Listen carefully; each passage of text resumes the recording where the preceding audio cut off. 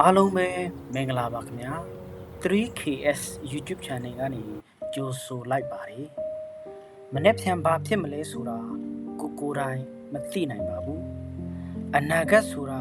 အမြဲတမ်းကြီးမားတဲ့ခြုံလွှာကြီးတစ်ခုလိုဖုံးအုပ်ထားတတ်စမြဲပါအဲ့ဒီခြုံလွှာကိုအသာအရာလက်ခွာဖွင့်ကြည့်ရင်တော့ရှစ်ဆက်ကြုံရမယ့်လောကဓာတ်တွေကိုကျွန်တော်တို့ကြုံမသိရပါဘူးမမြင်ရတဲ့လမ်းတွေကြုံမသိရတဲ့နေ့ရက်တွေကြားမှာခြေလမ်းတွေတုံရင်ချင်းတုံရင်နေပါလိမ့်မယ်ဘဝကဘလို့ပဲအလှည့်အပြောင်းတွေကျမ်းပါစေတခုတည်းသောတေချာခြင်းကတော့ဟောဒီရင်ပတ်သေးကအချစ်ပါပဲအဲ့ဒီခံစားချက်နဲ့ပတ်သက်ပြီးကြပြအတူအထွာလေးတစ်ပုဒ်ရေးဆက်ထားတာရှိပါတယ်နားဆင်ပေးပါဦးခင်ဗျာတိတိမတိတိအနာဂတ်ခြုံလွှာလက်ခွာဖွင့်ကြည့်ကြိုမသိရတဲ့တုတ်ပီတိချစ်တယ်အချစ်ရဲ့